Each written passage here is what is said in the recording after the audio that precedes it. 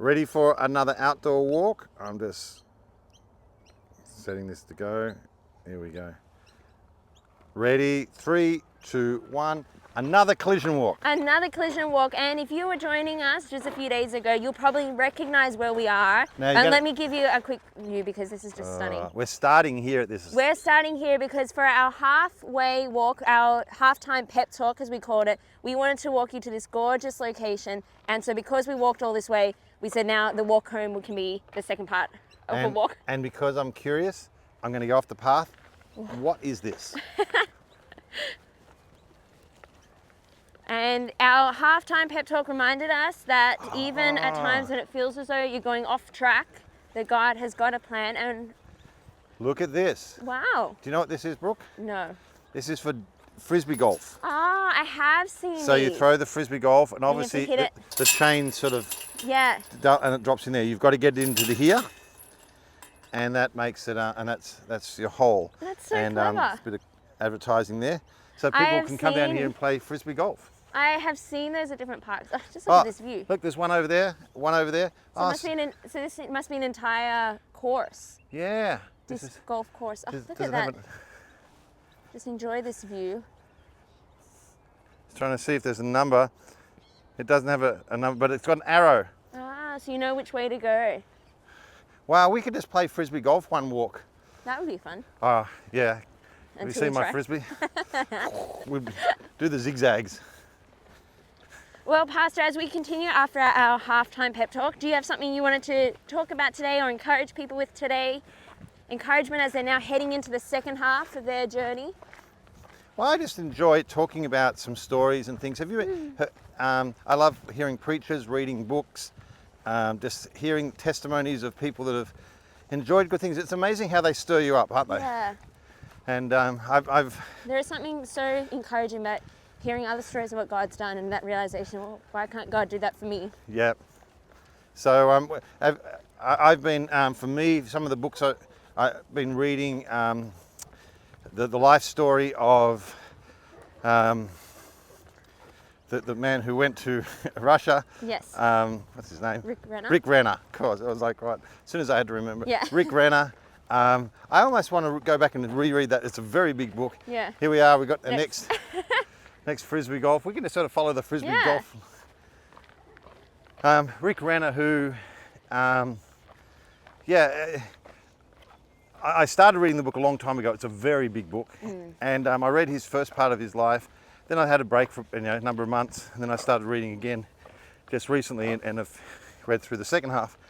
But I want to go back and look at the first half because, as we're actually mentioning this in the previous collision walk about roots. When God prunes, He doesn't cut your roots back. Yeah. He just prunes the outward part, the part where you're bearing fruit, and you look what everybody can see, what you can see, that gets trimmed back.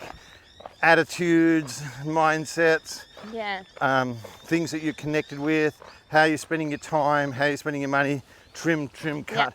And sometimes you feel like, look at me, I'm just a stump. I used to be a flourishing bush. Yeah. Now, God, you're really cutting back in me, but you got to realize that all that's being cut back is the part you can see, and there's evidence in that fruitfulness.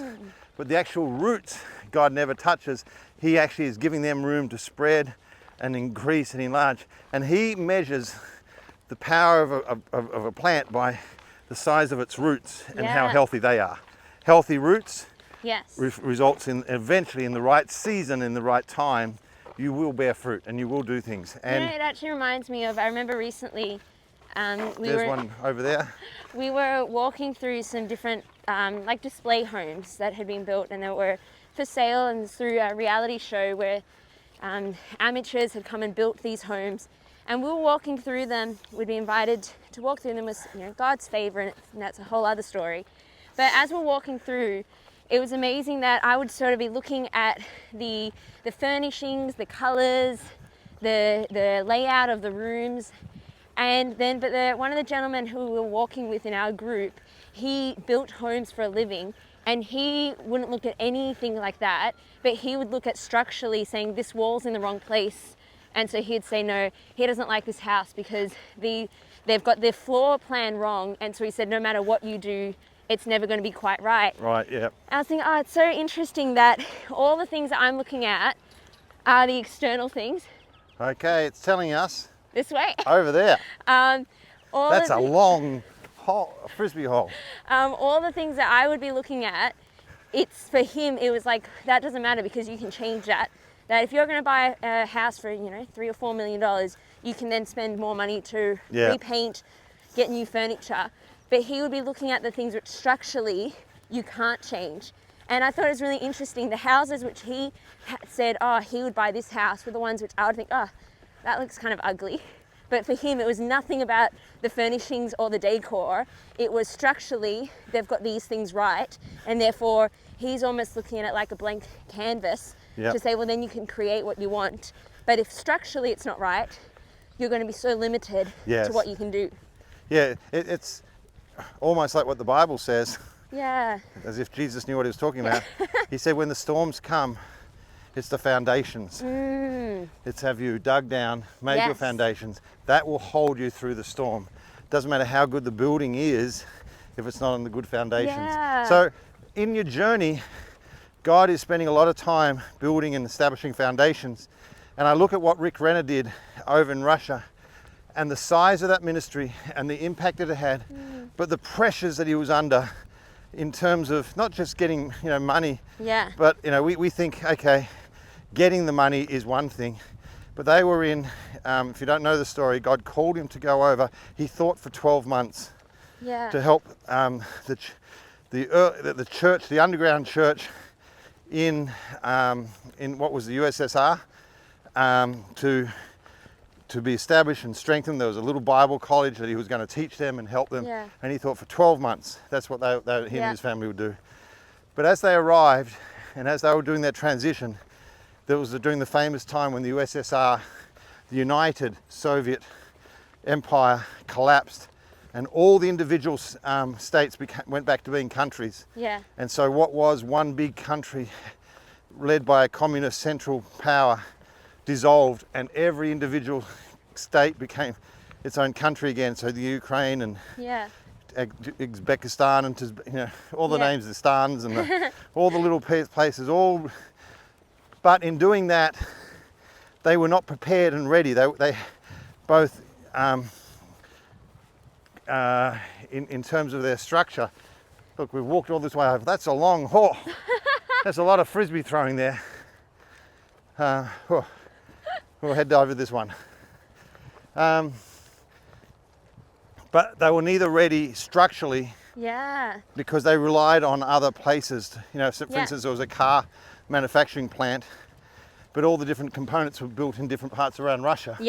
And it was the mother Russia central hub that would organize them all and send them. When that collapsed, they got no parts. Wow. So they couldn't build cars. And because of that, they couldn't do anything.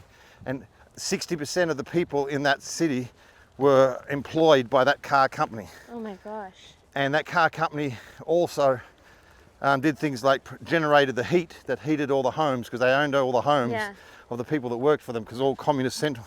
So the whole thing. You hear what God was doing in Rick Renner's life and bringing him. You'd think it's almost as though God could foresee what was going to happen, and God.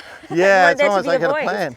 But so the point being that structurally it fell apart, but also motivationally it fell apart, in the sense that these people had no drive, no innovation, no entrepreneurship. They had totally just become totally sapped of all thought of doing anything. They just sat there and just were spoon-fed. And when the spoon stopped coming, the world fell apart. Now, so we think, well, that would be awful. But things like banks, finances, currency, and you think, okay, if you want to pay someone in another part of Russia, oh my gosh, that's so true, to do something, okay, we've got to travel to them, sign an agreement to go onto their TV station. Now we've got to provide them monthly with programs, TV programs. And the only way to do that is you've actually got to go and deliver them. You can't trust the postal service. So you've got to copy the videos, put them in a bag. Someone has got to travel there. Also, you can't transfer money. There's no system. Someone has to take a wad of cash and put it in their pocket and travel to the other half of Russia in a time when all security and policing had totally fallen apart. Everything was by bribes and gangsters. And so the whole thing, every TV station that God opened up for them required a miracle each month for someone to travel there, be protected, pay them. Yes. So not only the money coming, but the money getting there. Yeah. Suddenly, when you're believing God to pay a bill, but actually having the finances is only the first step of the miracle. So an example of just how God opened doors. There was one particular place where they just really wanted to get the word of God going in. But this, even though... can we just say goodbye to our Frisbee golf course? That was quite fun. That was beautiful, wasn't it? That's gorgeous. Yeah, we're back into suburbia. Yeah. Now we have a goal here home. Yes. We're heading back where we started yesterday.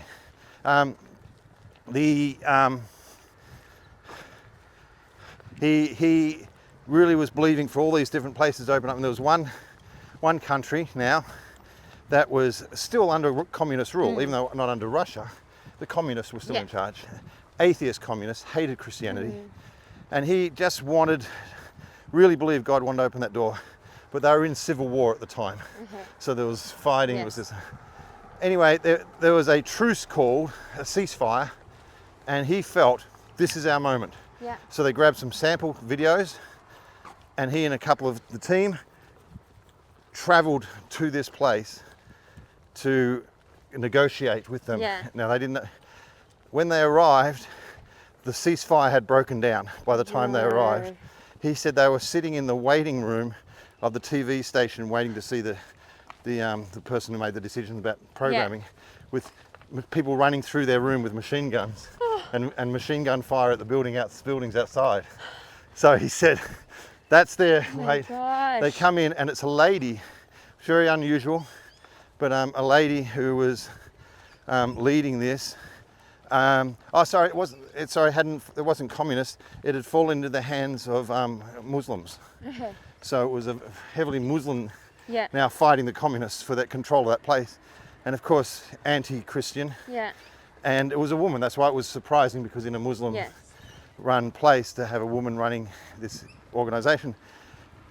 Anyway, she flatly refused and said there's no way. So while the gunfire's going out outside, they're getting rejected. It's like, why have you even come here? And he says, listen, we've come a long way. We've made a lot of it.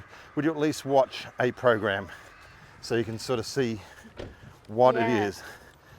And so she just grabbed their bag with all the tapes in it and reached in and grabbed one and put it on. She happened to pick. She happened to pick the video he'd done a teaching on husbands how to look after your wives. Wow. And so he talked about being a good husband. Yeah. And how to respect and honor your wife. She watched this program, and I think it was a half an hour, probably whatever. And she just was all quiet. And then she said, can I watch the second part? Because it was a two-part program. And she watched the second part. And so all she saw was a program on Christians teaching from the Bible how men are to treat their wives. Yeah. And at the end she said, I'm going to sign you up. That's amazing. Because obviously something touched her heart. That was the teaching she needed to hear. Yeah, and she's like, I can get this teaching into our nation. How amazing is God? And so... I love those times where God tells you to do everything, but then there's also those, we sometimes feel so much pressure to get it all right. But then you realize how good God is, that she reaches into a bag full of messages and God makes sure she picks the one that is just right. Yeah, and also his obedience in recording a program on that type of teaching. Exactly, yeah. And when did God first tell him to record that? When did God tell him to include that in the sample material? And realizing God could foresee everything that was going to be needed. I'm thinking as a Bible teacher, what are my priorities in teaching a nation that doesn't know God? I'm working through. I got to teach them how husbands to treat wives. I'm like, hang on a sec, there's maybe some more foundational things. But he was obedient to that. He created the teaching. It opened the door for her. And so lots of stories like that, but also just time and time again.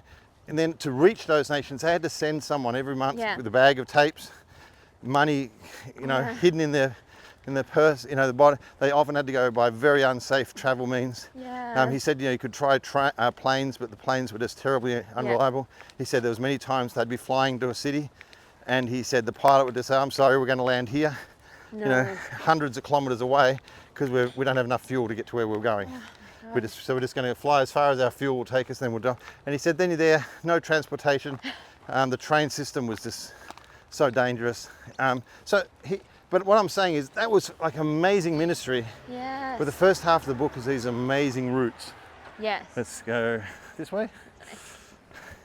Some amazing routes Yeah. that God was putting down. At times it looked like he was being trimmed, that's why I would like to read the first half of the book now in light of the second half. Yeah, and see how was God preparing them, creating that structure, that foundation, because God could see what was to come. He could.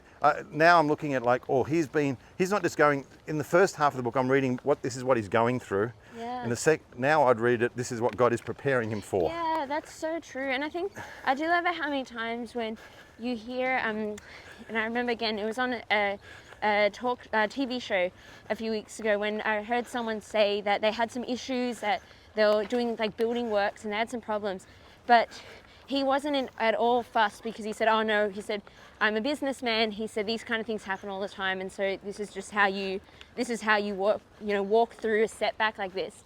Meanwhile, there was someone else who had the same situation, and they completely freaked out because they're like, what do we do? This is the worst thing ever. And I remember God actually challenged me. He said that when you walk through things, he said you grow and you learn, so that in the future when you go through things, you go, okay, no, I know how to walk through this. I know how to handle a storm like this. Yeah. And God saying he actually uses what the enemy meant for evil to prepare you for future battles. That the lion and the bear that tried to attack David and his flock actually prepared him to then face Goliath with more courage and more assurance, because he said, well, I've just seen God come through before. It's true. You sort of sometimes, like, this amazing ability God has to, do the 4D chess type thing. David was saving a lamb, but in the midst of it, God was preparing him to be a king. Yeah, that's so true. Now, at the time, the lamb says, I'm happy with just this. I'm alive because I've been protected, and a lion has been driven away. Yeah. And we're gonna cut it a little bit shorter today, only because we've just got an issue with one of the mics. So, but Pastor, could you just quickly, and maybe loudly, because I don't know if your mic's still coming through, but just finish off with an encouragement to people, and to say that exactly that even if you feel like you're going through a pruning season right now, what God's got on the other side. Yeah, just be aware that don't focus on the pruning, be aware of the roots. Yeah. Let God work deeply, because you can enjoy what you're doing, but you also realize, I don't know what's ahead, and I look back and say, I've been prepared for it. Amen. And we're so excited to walk with you in a few days for the next installment of our collision walks. Be blessed.